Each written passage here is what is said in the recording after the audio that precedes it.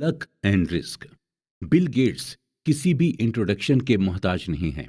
दुनिया के सबसे अमीर में से एक बिल गेट्स को लगभग सभी जानते हैं। अक्सर हमारे दिमाग में ये सवाल उठता है कि आखिर बिल गेट्स इतने अमीर हुए कैसे। इसे हम बिल गेट्स की कहानी से ही समझते हैं। बिल गेट्स 28 अक्टूबर 1955 में सीटल वॉशिंगटन में बोर्न हुए थे और बचपन से ही इनका इंटरेस्ट टेक्नोलॉजी की तरफ था। और जब ये 13 साल के हुए तो इनका एडमिशन लेक साइड स्कूल में करा दिया गया था। लेक साइड स्कूल पूरे सीटल में इकलौता स्कूल था जहां पर कंप्यूटर था। यहां तक कि सीटल की बड़ी बड़ी यूनिवर्सिटीज और कॉलेजेस में भी कंप्यूटर नहीं था। लेक साइड स्कूल में ही बिल गेट्स की दोस्ती पॉल एलन के साथ हो गई थी, जो बाद में बिल गेट्स के साथ माइक्रोसॉफ्ट के को फाउंडर बने। शुरुआती दौर में कंप्यूटर बच्चों के कोर्स का हिस्सा नहीं हुआ करता था, बल्कि इसे एज अ को करिकुलम एक्टिविटी के तौर पर लिया जाता था। बिल गेट्स और पॉल एलन दोनों को ही कंप्यूटर में जबरदस्त इंटरेस्ट था और ये दोनों ही अपना खाली टाइम कंप्यूटर के सामने बैठकर बिताते थे। और धीरे धीरे करके दोनों ही कंप्यूटर में एक्सपर्ट होते चले गए। दोनों ही कंप्यूटर पर कुछ वर्क कर रहे थे कि अचानक से पॉल एलन ने फॉर्च्यून मैगजीन उठाई और बिल गेट्स को दिखाई और कहा कि 500 फॉर्च्यून कंपनी में आना कितनी बड़ी बात होती होगी। इसके जवाब में 13 साल के बिल गेट्स ने कहा कि एक दिन हमारी भी कंप्यूटर कंपनी होगी और हमारी भी कंपनी 500 फॉर्च्यून में लिस्ट होगी। और आज हम सभी माइक्रोसॉफ्ट के सक्सेस के बारे में जानते हैं। अब हमारे लिए सोचने वाली बात यह है कि जब बिल गेट्स ने यह बात कही तो उस वक्त 13 साल की उम्र के पूरी दुनिया में 303 मिलियन बच्चे थे। यूएसए में कुल 18 मिलियन बच्चे थे जिनकी एज 13 साल थी। न्यूयॉर्क में कुल 2,70,000 बच्चे थे जिनकी उम्र 13 साल थी। और लेक साइड में सिर्फ 300 ही बच्चे थे जिनकी एज 13 साल की थी। यानी उस वक्त पूरी दुनिया के 303 मिलियन बच्चों में से सिर्फ एक बिल गेट्स ही थे जिन्हें कंप्यूटर की इतनी नॉलेज थी और जो 13 साल की एज में कंप्यूटर खरीदने के लिए कैपेबल थे और जिनके मन में कंप्यूटर कंपनी बनाने का ख्याल आया। बिल गेट्स का यह मानना था कि अगर उनकी लाइफ में लेक साइट नहीं होता तो शायद माइक्रोसॉफ्ट भी नहीं होता। यानी हम ये क्लियरली कह सकते हैं कि आज अगर बिल गेट्स इस मुकाम पर हैं तो कहीं ना कहीं अपने स्ट्रॉन्ग लक की बदौलत ही हैं। हालांकि इस बात से भी हम डिनाई नहीं कर सकते कि वो हार्ड वर्किंग नहीं है। वो बिल्कुल हार्ड वर्किंग है, लेकिन उन्हें इस मुकाम पर लाने वाला सिर्फ उनका लक था। अब हम बात करते हैं बिल गेट्स के एक और फ्रेंड केंट इवांस की। बिल गेट्स और इवांस की फ्रेंडशिप तब हुई जब बिल गेट्स 8th ग्रेड में थे। बिल गेट्स, पॉल एलन और केंट इवांस तीनों ही बचपन से ये सपना देखते थे कि एक दिन तीनों मिलकर कंपनी बनाएंगे। यहां तक कि तीनों ये भी डिस्कस करते थे कि कौन सीईओ बनेगा और कौन मैनेजर। लेकिन दोस्तों, किस्मत का कुछ अलग ही प्लान था। माउंटेनियरिंग करने के दौरान केंट इवांस की डेथ हो गई। हैरत की बात यह थी कि पूरे यूएसए में माउंटेनियरिंग करने के दौरान सिर्फ 36 लोग की ही डेथ होती थी और माउंटेनियरिंग में 1 मिलियन में से सिर्फ एक लोग की ही डेथ होने के चांसेस रहते हैं। जहां बिल गेट्स के पास लक था वहीं केंट इवांस की किस्मत में रिस्क आया। केंट इवांस ने उस रिस्क को फेस किया जो लाखों लोगों में से किसी एक को मिलता है। बिल गेट्स और केंट इवांस दोनों ही की एनर्जी सेम थी, दोनों का मैग्नीट्यूड सेम था और दोनों के ख्वाब भी सेम थे, लेकिन दोनों के डायरेक्शन अलग हो गए थे। ये सच है कि लक और रिस्क आपस में सिबलिंग हैं, यानी दोनों ही भाई बहन जैसे हैं और दोनों ही एक जैसे ही होते हैं। अगर आपको यकीन करना हो तो आपको दोनों पर ही यकीन करना होगा। लक और रिस्क ये दोनों फैक्टर्स हमारी लाइफ का एक इम्पॉर्टेंट हिस्सा हैं। कभी हमारा लक हमारे साथ रहता है तो कभी हम रिस्क में रहते हैं। लेकिन हमारे लिए दोनों को ही मेजर करना और दोनों को ही एक्सेप्ट करना मुश्किल होता है। ऑथर कहते हैं कि अगर हम किसी वेल्दी को देखें तो हमें बिल्कुल भी ये अंदाजा नहीं लगाना चाहिए कि इसकी जो वेल्थ है वो इसने कड़ी मेहनत करके बनाई है। हो सकता है कि उसकी वेल्थ को पाने के लिए उसके लक ने उसका साथ दिया। या फिर अगर हम किसी वेल्दी इंसान को देखें तो हम ये परसेप्शन ना बनाएं कि इसे लक की वजह से वेल्थ मिली। हो सकता है उस इंसान ने उस वेल्थ को पाने के लिए जबरदस्त रिस्क लिया हो।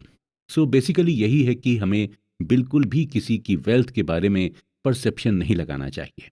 कोई अपनी किस्मत की वजह से ये बन जाता है तो कोई और ज़बरदस्त मेहनत करके अमीर बनता है। पैसे की ये खासियत है कि ये दोनों ही लोगों के पास आ सकता है, नेवर इनफ। दोस्तों, अगर आपको भूख लगी हो और आपके सामने खाने की टेबल लगी और आपसे ये कहा जाए कि आपकी जो मर्जी हो वो आप खा सकते हैं और चाहे जितना खा सकते हैं। नॉर्मली जब इस तरह की सिचुएशन होती है तो एक इंसान अपनी भूख से ज्यादा खाने लगता है और जिसका नतीजा ये होता है कि उस इंसान का पेट खराब हो जाता है या फिर वोमिटिंग करने लगता है। खाने की टेबल को देखकर उसे ये अंदाजा ही नहीं होता कि उसे कितना खाना है और कितना नहीं। ठीक इसी तरह का बिहेवियर हम पैसे के साथ भी करते हैं। जब हमारे पास पैसे का फ्लो बनने लगता है तो हम यही सोचते रहते हैं कि हमारे पास और ज्यादा पैसा है। और ज्यादा पैसे कमाने के लिए हम रिस्क पर रिस्क लेते चले जाते हैं। हम लालच में आ जाते हैं। हमें ये मालूम ही नहीं होता कि हमें कहाँ पर खुद से इनफ बोल देना चाहिए। जितने भी लोग अमीर हुए हैं वो कभी भी पैसे के पीछे नहीं भागते, बल्कि वो पैसे को अट्रैक्ट करते हैं अपनी मेहनत से, अपनी समझदारी से, और वो खुद को ज्यादा पैसे कमाने से रोकते भी हैं। और शायद यही वजह है कि उनके पास और पैसा आता ही जाता है। इस बात को डीपली समझाने के लिए ऑथर हमें रजत गुप्ता का एग्जाम्पल देते हैं।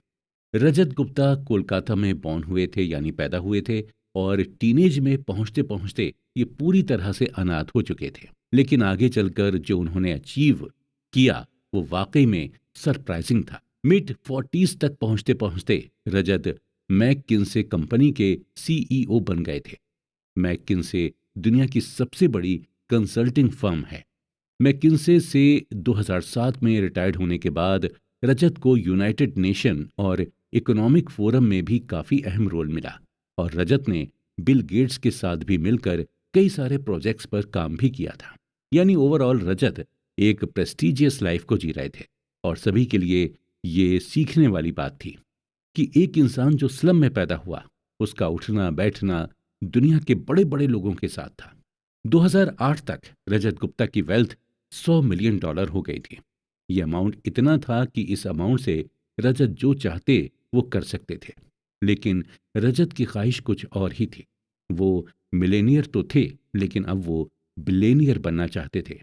रजत लगभग 5 कंपनीज के बोर्ड ऑफ डायरेक्टर्स में शामिल थे। इसके अलावा बिलेनियर बनने की ख्वाहिश को भी पूरा करने के लिए रजत गुप्ता साइड हसल भी करने लगे, यानी एक्स्ट्रा इनकम जनरेट करने के तरीके का इस्तेमाल करने लगे। रजत शेयर ट्रेडिंग भी जमकर करने लगे थे। उन्हें किसी ने टिप दी कि वॉरेन बुफेट बैंक के सर्वाइवल के लिए $5 बिलियन का फंड देने वाले हैं। रजत गोल्डमैन सैच्स के बोर्ड ऑफ डायरेक्टर्स में शामिल थे। गोल्डमैन इन्वेस्टमेंट बैंकिंग की फील्ड में काफी बड़ा नाम थी। रजत को जब ये पता चला कि वॉरेन बफेट गोल्डमैन बैंक में इन्वेस्ट भी करने वाले हैं, तो उन्होंने फंड मैनेजर राज राजारत्नम को फोन करके बताया, और फिर राज राजारत्नम ने अपने लिए और रजत गुप्ता के बिहाव पर गोल्डमैन के टोटल 1,75,000 शेयर खरीद लिए, और फाइनली गोल्डमैन के शेयर के प्राइस बढ़ गए। रजत ने इस टोटल 17 मिलियन का प्रॉफिट कमाया और राजा रत्नम ने $1 मिलियन का प्रॉफिट कमाया। जब ये बात सिक्योरिटी एक्सचेंज कमीशन को पता चली तो इनसाइडर ट्रेडिंग के एलिगेशंस में रजत गुप्ता और राजा रत्नम दोनों को ही जेल हो गई। जो रेपुटेशन रजत ने इतने सालों से कमाई थी वो सब कुछ थोड़ी ही दिनों में मिट्टी में मिल गई। अगर ऑथर की माने तो आपको अपने पास ऐसे कई सारे एग्जाम्पल मिलेंगे जिनके पास पैसे की कोई भी कमी नहीं रहती है, लेकिन फिर भी वो ज्यादा से ज्यादा कमाने के चक्कर में खुद को ही बर्बाद कर देते हैं। और इसकी सिर्फ यही वजह है कि उन्हें साइकोलॉजी ऑफ मनी नहीं पता होती। जब आपके पास बहुत ज्यादा पैसे आ जाएं तो एक ऐसा टाइम आता है जहां पर आपको इनफ बोलना पड़ता है।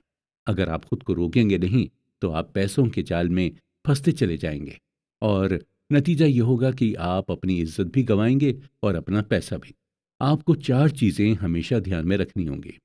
पहली है, the hardest financial skills is getting the goal post moving. यानी जब आपके पास ज्यादा पैसा आ जाए तो आपको ज्यादा का लालच नहीं करना चाहिए। आपको धीरे धीरे आगे के गोल पर काम करना चाहिए। एम्बिशन पर ज्यादा सेटिस्फेक्शन पर फोकस करना चाहिए। जितनी तेजी से आप पैसे की तरफ भागेंगे उतनी ही तेजी से पैसा आपसे दूर भागेगा। इसलिए ज़रूरी यह है कि आप धीरे धीरे पैसे की तरफ जाएं और पैसे से सेटिस्फाइड होना सीखें। दूसरी है, social comparison is the problem here. अपनी वेल्थ का, अपनी इनकम का कंपैरिजन किसी और से बिल्कुल भी ना करें, क्योंकि सोशल कंपैरिजन एक ऐसी लड़ाई है जो कोई भी जीत नहीं सकता। और ये लड़ाई कभी खत्म नहीं होती, लेकिन इसे खोलते खेलने वाला हारता जरूर है। आप अपने पैसे का कंपैरिजन करके खुद को ही मेंटली परेशान करते हैं। तीसरी है, enough is not too little. Enough के थ्रू आपको ये रियलाइज करना होता है कि अगर आपने अपने आप को ज्यादा से ज्यादा पैसे कमाने के लिए पुश किया, तो एक ऐसा पॉइंट आएगा जहां पर आपको रिग्रेट होगा। जैसे हमने शुरू में कहा था कि आप उतना ही खाना खाइए जितना कि आप डाइजेस्ट कर सकें। इसलिए आपको पता होना चाहिए कि आपको कहां पर खुद को रोकना है।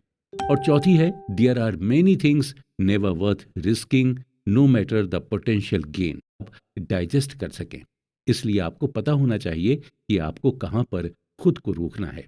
और चौथी है, there are many things never worth risking no matter the potential gain.